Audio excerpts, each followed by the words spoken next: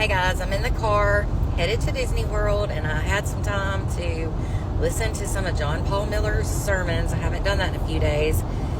Y'all got to hear this one. Just knowing what we know now about him and prostitution and how he allegedly had an addiction to that, and sex and all these other things. What he said in this sermon is just unbelievable.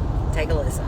Oh, and P.S. No, I'm not driving. I am passenger today. I don't know if you know this or not. I'll show a picture of it, but the city of Myrtle Beach awarded us the best church of the year 2 years in a row, 2021-22, and it's such an honor. It's so interesting because no church in the history of Myrtle Beach has ever gotten that award 3 years in a row.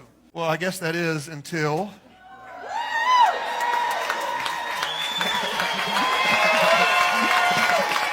We actually made the Hall of Fame in Myrtle Beach. They call it the Hall of Fame because it's rare that any business or anything does 3 years in a row.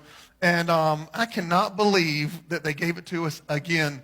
I was studying everything they do. They poll people all around Myrtle Beach. They send people out. They call. They look on social media. They look on websites. They Google how many views. They look at reviews, all that stuff.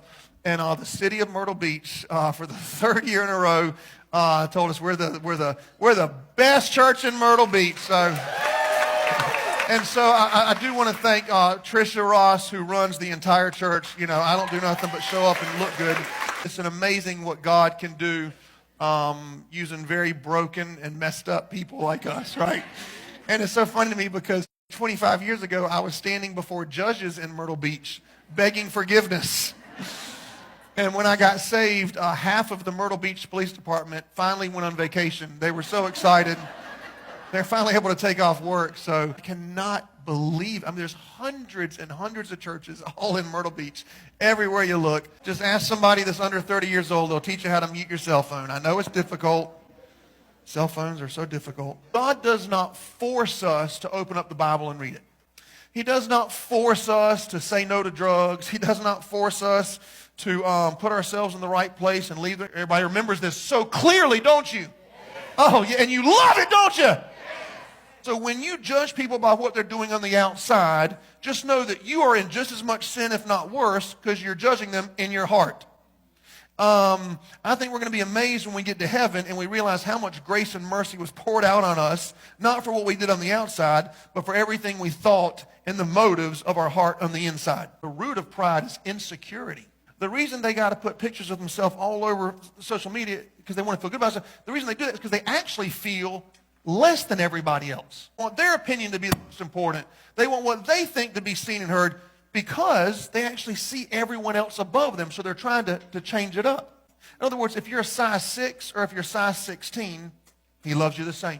In fact, I know it's almost arrogant of me. I'm white, I'm a man, I'm straight, and I'm an American. So we just feel so good about ourselves. This past week, I got an email, a very, very extensive email from a church in Virginia offering me a job. And it said, it was a very long email, talking about how much they've seen our ministry, they love it, and they offered me $110,000 a year just to be the lead pastor, which is almost twice as what I make. Do you know how good I felt when I read that email? Maybe it was my good looks, maybe what was it? 110, and I read the email, and we followed your ministry, and you're such a great pastor, and all these kind of things. And I'm like, it sure did feel good. And before I went to bed, I read it again. I stood in front of the mirror, and I took my shirt off and flexed a little bit. And I said, you're worth $110,000. Yes, you are. Yes, you are. Yes, you are. The next morning, as soon as I woke up, I read it again, and I started thinking, well, Virginia's a nice place, Some stupid pastor in Florida was supposed to get that email. Loser. I was the man. Run from temptation. Run from temptations that capture young people. It's interesting. It tells us to notice how young people fall, because here's the thing. Old people fall in the same areas. Are these things that young people may be tempted to do? Gossip, lie, disrespect authority, backstab friends, dishonor parents, pornography, lust, wrong relationship. Are those things that young people battle, yes or no? Are those things that old people battle, yes or no? Of course it is. Because you're not strong enough to stand there and not give in. It's getting people to be immoral. Specifically, young people. Prostituted their women. Young people being immoral. Let's look back at some of the things young people battle, right? Gossip, lying, disrespecting, backstab, dishonor parents, pornography, lust, wrong relationships. What have we handed our children? And we're telling them to run, but we hand them something that involves immorality with young people, a cell phone. I am a huge advocate for protecting devices. I talk to men all the time who battle pornography, and every man I talk to, they all say it started when they were 13 years old. They had a stupid parent who left magazines sitting around, and we think that's horrible, right? But you hand your children a phone with billions and billions of pictures on it? Hey, run from this. Here you go. A lot of these men are in their 60s and 70s where they were in bondage because their parents didn't protect something. Find somebody to protect your device. And this is for any Apple device. Settings, screen time, content privacy, content restrictions, web contents, limited adult websites, and there's another list there of things you limit. And it prevents them from clearing out their search history. I'm talking about yourself and your spouse. And now I know as soon as you leave church, all of y'all are going to clear your search history. If you're not looking at anything bad, then you won't mind somebody doing it for you.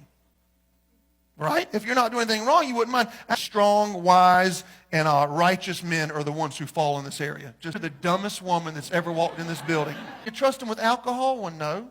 Do you trust them with a gun? No. But you trust them with this? Can't believe we came to church today. I'm never coming back to this church ever again. Easy access makes it a lot easier to fall. Easy access does it. All I'm trying to do is to protect your future. You can trust me. Then just turn over your phone and let them look at every text you've ever sent and every... See, it's difficult. It's very difficult. And it's the first time I've ever held something like this. I feel so masculine right now. But we're not that stupid, are we? Like they murder somebody today. They're going to say, no, we're Christians. Snort cocaine. No. Get pregnant at 16. No, I don't want that. But he put something really good looking on the end of the hook that we know we're going to want. And everybody does it. You see the kids doing it. All the cool people are doing it. Just a little bit of sugar. You know you want some sugar, right? Come on, Kim. I know you want it. Come on, Kim. Everybody's doing it. All the cool northerners are doing it. Oh, northerners. Oh, this is for the southerners. There's $100 right there. Southerners will do anything for $100, won't they? Nobody will know. Just grab a hold of it. In Myrtle Beach, it's like this. I mean, my goodness, it seems like everywhere you go, there's just something going on. I asked Trisha to help me with this, and I just noticed at first service, she hung Barbie by her neck. You know how difficult it was for Trisha to finish this whole pack of cigarettes? And y'all know what this is, don't you? This is a baggie right there. That's like a 20-ounce, isn't it? Yeah, I got that from my buddies down. Isn't that what it's like in Myrtle Beach, everywhere you look? You know what we do? We basically hand our children and ourselves a tool with probably over 1,000 different areas we're tempted in, and we think, hey, just run. Entice people to prostitute themselves. Do you think it's wrong to sell your sexuality? Is that wrong? I mean, is prostitution wrong? Well, then why do you give it away for free?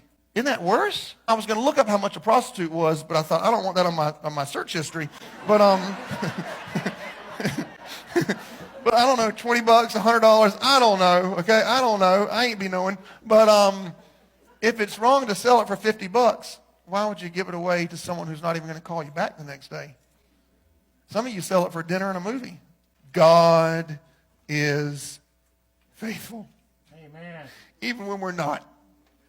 God is faithful. God is faithful. God is faithful. Because you might think the goal is to be delivered from an addiction. That's not the goal at all.